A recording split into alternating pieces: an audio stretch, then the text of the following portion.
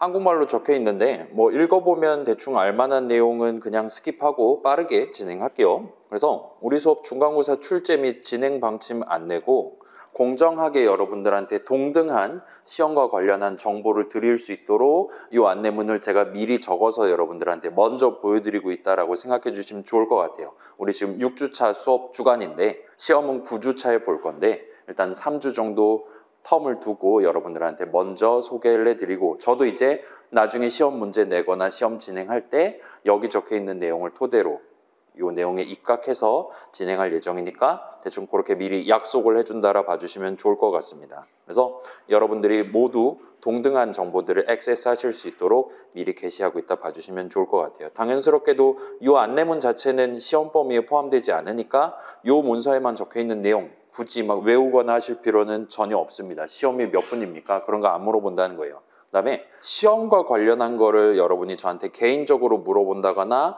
오픈톡방에 물어본다거나 또는 오픈톡방에 누가 물어본 걸 내가 답변을 한다거나 하는 거는 가급적 하지 않으시는 걸 추천을 드리겠습니다. 다른 친구가 물어본다 하더라도 우리 안내문 올라가 있는 거 거기 확인해 보세요 라는 답변 이외에 뭔가 다른 답변, 그게 맞는 말이든 그렇지 않듯을 지속적으로 하시는 경우에는 이제 정보의 불균형이 발생할 수도 있는 거니까 또는 이제 제가 생각했을 때는 이 수업 중간식 문제 100% 나옵니다 라든가 그런 유언비어를 퍼뜨릴 가능성도 있는 거잖아요. 사실이 아닌 시험과 관련한 정보를 퍼뜨리면. 그렇다 보니까 그런 거는 가급적이면 하지 않으시는 걸 추천드립니다. 공정성을 확보하기 위해서 우리 모두가 동등한 정보를 획득할 수 있도록 노력해 주시면 좋을 것 같아요. 그래서 요거는 조금 주의를 해 주시고 수업 내용 자체에 대한 문의는 우리 지금도 그러듯이 과제라든가 그런 거 물어보는 거는 시험 당일 0시가 되기 이전에는 평소랑 동일하게 오픈톡방이라든가 겐톡이라든가 등등 자유롭게 물어보실 수 있어요. 다만 이제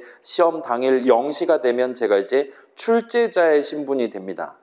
그래서 저는 이제 셀프 감금을 당해야 돼요. 그때부터 문제를 출제를 하면 이제 방금 전에 막 3번 문제 냈는데 누가 질문하면 제가 그거에 대한 답변을 할 때 여러분들한테 내가 방금 전에 이거 시험을 냈었다라는 그런 뉘앙스가 풍길 만한 그런 답변을 해버릴 수가 있는 거니까 시험 당일 0시 이후에는 답변을 해드릴 수 없으니까 그것만 조금 유의해서 미리 질문을 해주시면 좋을 것 같습니다. 그래서 그거는 조금 신경 써주시면 좋을 것 같고 우리는 살짝 아쉬운 점이 화요일반 같은 경우는 그래요. 화요일반 같은 경우는 그나마 괜찮구나. 목요일반 같은 경우는 우리 지금 일반 4반 톡방을 공용으로 쓰고 있다 보니까 여러분은 목요일날 시험 봄에도 불구하고 화요일날 저는 채팅 금지 상태로 답변을 못하는 상태로 몇 시간 동안 버티고 있어야 됩니다. 시험 끝날 때까지. 그래서 그런 불편함이 조금 있긴 한데 아무튼 개인적으로 목요일반 친구가 물어보면 그때는 답변해 드릴 수 있으니까 등등등 다른 채널을 이용해 주시면 좋겠어요. 아무튼 시험 당일날 되면 전 출제할 거니까 그때는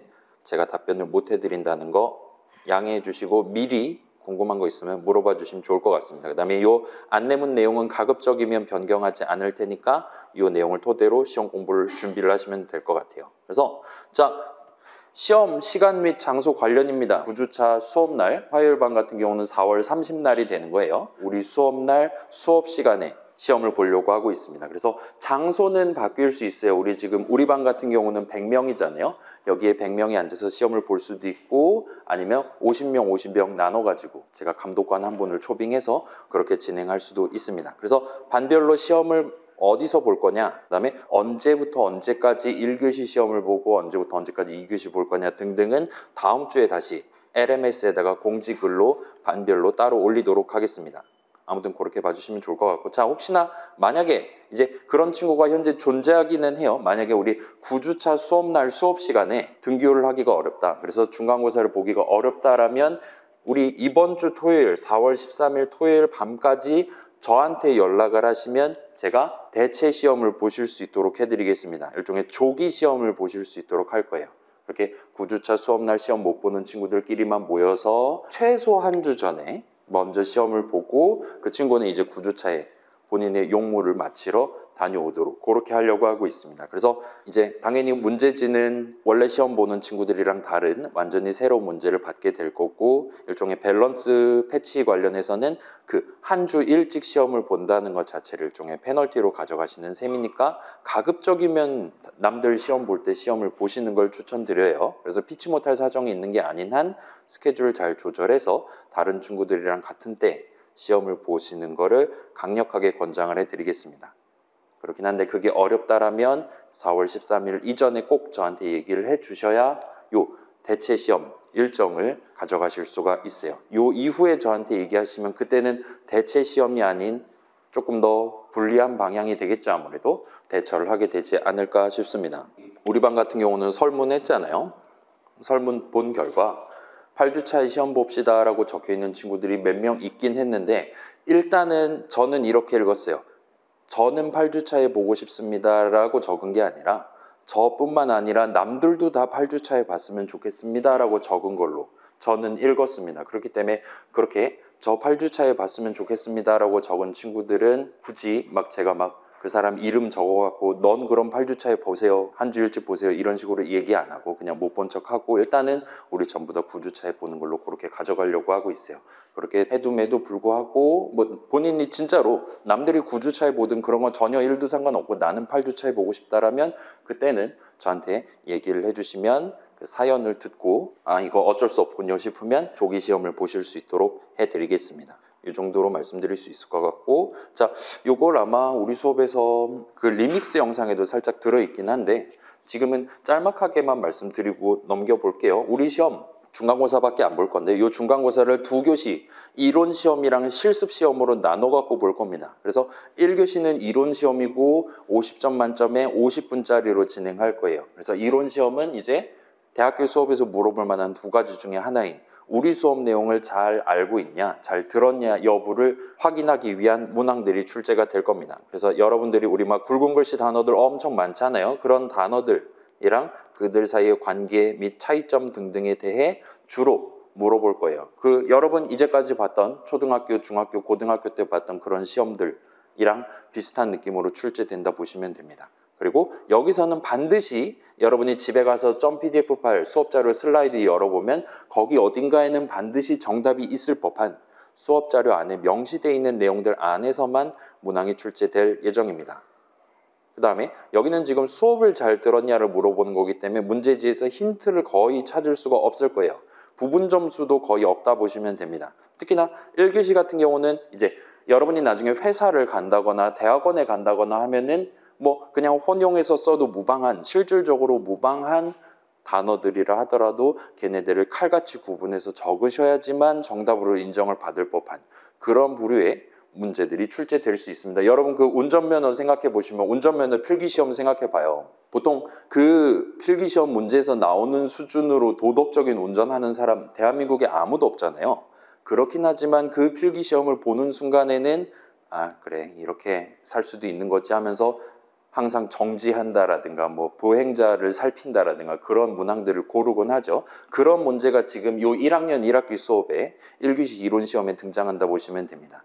여러분이 2, 4학번 초심으로 돌아가서 백지 상태인 시점으로 돌아가서 우리 수업에서 서로 다르게 언급했었던 각종 단어들, 예를 들면 수식이랑 문장이라든가 이런 단어들을 서로 구분해 가면서 답안을 적어주셔야 온전한 점수를 받으실 수 있을 거예요. 그렇지 않고 혼용해서 적는다면 감점이 되거나 심지어 오답으로 간주될 수 있습니다. 그래서 그건 좀 유의해 주시면 좋겠어요. 그래서 이론 시험은 그렇고 2교시가 이제 고인물 친구들한테 상대적으로 유리할 수밖에 없는 경험으로 커버할 수 있는 실습 시험입니다. 여기선 이제 우리 수업에서 등장했던 것들 뭐 예를 들면 뭐 있겠어요? 랜덤점 랜딩트라든가 뭐 인풋 괄호 닫고라든가 등등 그런 각종 기법들을 여러분이 실질적으로 순차분기 반복 같은 거를 프로그래밍 과정에서 활용할 수 있냐 여부를 확인하는 문항들이 나갈 겁니다. 그래서 여기서는 특정 목표, 여러분들한테 이 목표를 달성하기 위한 수식을 적어보세요. 문장을 적어보세요. 함수 정의 내용물 한번 채워보세요. 등등등을 물어볼 거예요. 그 다음에 목표 달성했는지 여부는 우리 수업 표준 환경, 지금 윈도우스 11에서 아이들 쓰고 있는데 3.1, 2.2를 쓰고 있는데 일단 맥에서나 윈도우스에서나 동등하게 동작할 겁니다. 일단 그건 제가 미리 체크한 다음에 문제를 낼 예정이고 아무튼 3.12.2 기준으로 우리 지금 깔려있는 아이들 기준으로 여러분이 손으로 적은 파이썬 코드가 유효한지 아닌지 여부를 판단을 내릴 예정이에요. 그래서 여기 같은 경우는 자 1교시는 슬라이드에서 등장한 요소들만 튀어나온다 그랬잖아요. 2교시 같은 경우는 내가 생전 쳐다본 적도 없는 완전히 새로운 프로그래밍 목표를 여러분들한테 얼마든지 제시할 수 있습니다. 여러분한테 동방예의지국 한 번 더 짜세요. 이런 거 내지 않는다는 거예요. 그래서 완전히 새로운 목표를 여러분들한테 제시하는 문항이 얼마든지 출제될 수 있습니다.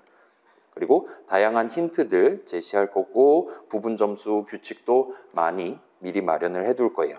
그렇게 실습 시험을 진행할 겁니다. 자, 이걸 두 교시로 나눠서 보는 이유는 이제 고인물 친구들 있잖아요.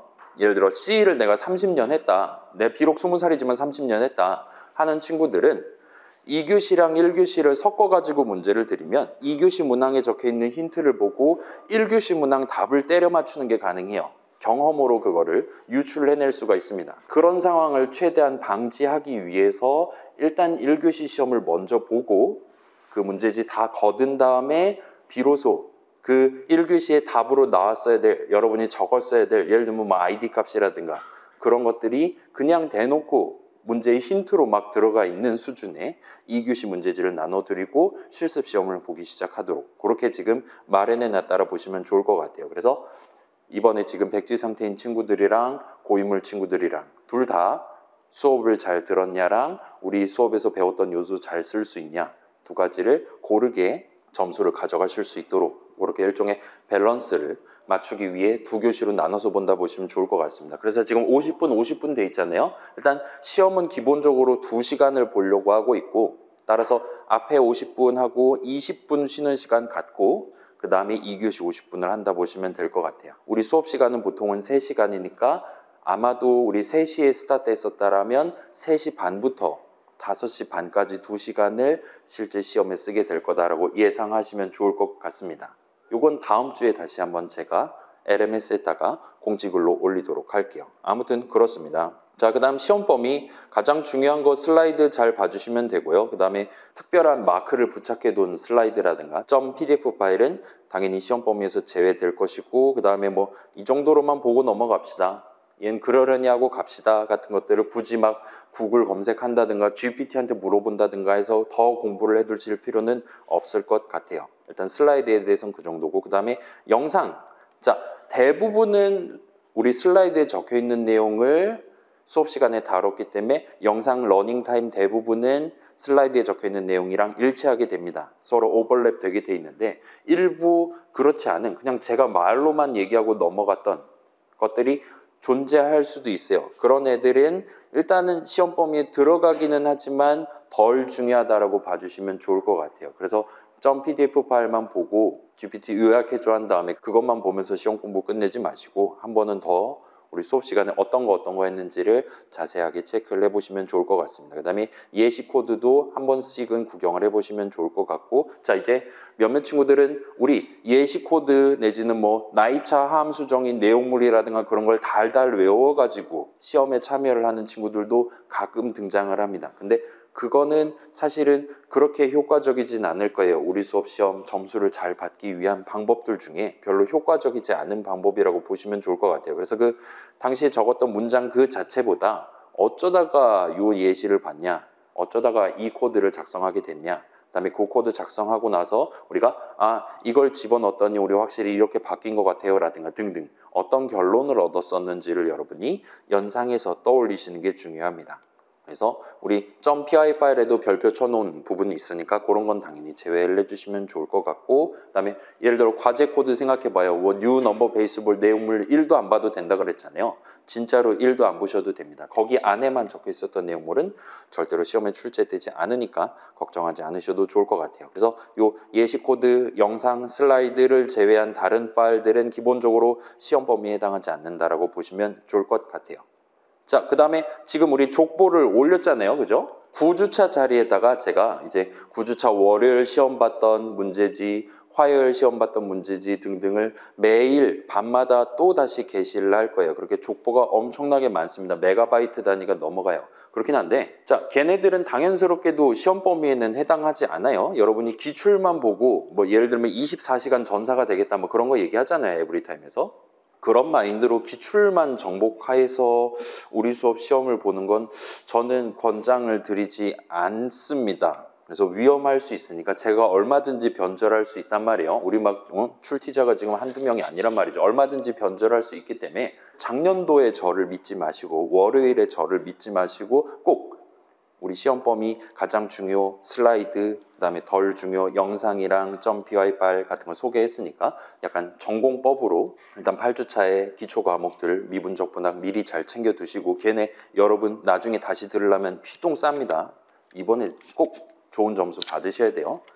기초 과목들 잘 땡겨 놓으시고 일단 주말에 살짝 시작해서 우리 수업 공부를 전공법으로 진행을 해보시는 걸 강력하게 추천해 드릴게요. 우리 지금 오픈 톡방도 열려 있으니까 거기다 물어봐 가면서 공부해 보시면 됩니다. 그다음에 이제 배점별, 이제 1교시 같은 경우는 기본적으로는 슬라이드에 명백히 답이 적혀 있는 내용에서 최소 80%를 낼 거고 뭐 지엽적이라도 말할 수 있을 법한 수업 영상 내지는 예시 코드들에서만 살짝 등장한 내용에서 많아야 20% 그러니까 10점 정도가 출제가 될 수도 있어요. 1교시는 이론 시험은 그렇습니다. 그다음에 2교시 같은 경우는 얼마든지 완전히 새로운 목표가 등장할 수 있고 여러분이 목표를 달성하기 위한 수식이나 문장 적는 문항이 30%, 그 다음에 함수정의 이런 목표 달성하기 위해 내용물 적어주세요 40%, 그 다음에 .py 파일 하나 통째로 내용물 구성해 보세요가 마지막 30%. 이게 아마 가장 많은 시간을 필요로 하겠죠. 그렇게 해서 출제를 하려고 하고 있습니다. 자, 그 다음에 마지막으로 이 부분은 살짝만 더 짚으면 영상 촬영이 끝이 날 것 같아요. 자, 우리 지금 시험은 필기시험으로 볼 겁니다. 실습시험도 필기시험을 봅니다. 그래서 시험지는 일단 흑백으로 인쇄를 할 거예요. 우리 막 INT 보라색으로 빛났었죠. IF 황금색으로 빛났었죠. 그런 거 전혀 신경 쓰지 않고 시험지는 밑에 적혀있는 이런 예시처럼 전부 다 흑백으로 인쇄를 할 거고 여러분도 당연히 까만 펜 하나로 샤프심 하나로 모든 답을 다 적으셔도 전혀 상관없어요. 그 다음에 몇몇 문항의 경우에는 여러분이 들여쓰기를 신경 써가면서 글자들을 적어야 정답으로 인정받을 수 있게끔 이 아래 보시는 것처럼 일종의 모눈종이 내지는 원고지 스타일로 답안 자리를 마련을 할 겁니다. 그래서 여러분이 여기다가 한 땀 한 땀 예를 들면 x 더하기 1 뭐 이런 식으로 한 글자를 한 칸에 집어넣어 가면서 그래서 들여쓰기 하겠다라면 네 글자만큼을 이렇게 들여쓰기를 일괄적으로 해 가면서 글자들을 적으셔야지만 제가 채점을 할 거예요. 그래서 어떤 부분까지가 이 이품문의 내용물이다, 와할문의 내용물이다라는 걸 잘 구분해서 들여쓰기 착실하게 지켜가면서 적어주셔야 됩니다. 이걸 제가 파이썬 수업을 2016년도부터 해봤는데 항상 트롤러들은 존재해요. 되게 오묘하게 들여쓰기 해나가고 이거를 제가 들여쓰기 했다라고 보면 정답이 되는 거고 아니다라고 보면 오답이라고 지금 체크해야 되는 상황인데 되게 오묘한 수준까지만 들여쓰기를 해서 답안을 적어서 내는 친구가 꼭 생깁니다. 그걸 원천적으로 방지하기 위해 이렇게 모눈종이 스타일로 여러분들한테 답안 적는 칸을 드리겠다라 보시면 좋을 것 같아요. 그래서 만약에 들여쓰기 문제로 여러분이 적은 이 파이썬 코드가 목표를 달성하지 못하는 경우에는 약간 감점을 수행하고 들여쓰기를 보정을 해드릴 겁니다. 성형수술을 해드릴 거예요. 따라서 여기다 일단 처음부터 글자 하나하나 또박또박 적지 마시고 나중에 지우개 써야 될 수도 있으니까 일단은 여백에다가 미리 살짝 노트를 해두고 아 이대로 가면 되겠구나 확신이 쓸 때 이제 한 글자 한 글자 따박따박 다시 한번 적으시는 걸 추천을 드리겠습니다.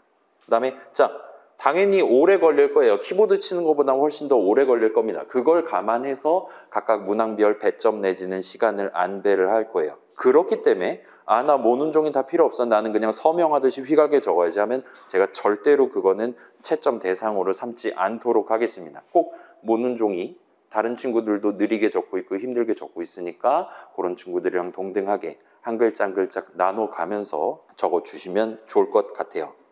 그래서 아예 오답으로 간주할 수 있으니까 모는 종이 꼭 잘 지켜가면서 적어주시면 좋을 것 같습니다. 그 다음에 자, 필기 시험이다 보니까 우리 컨트롤 스페이스 하면 그 막 뉴 넘버 베이스볼 뉴까지만 쳐도 자동 완성 당할 수 있었잖아요.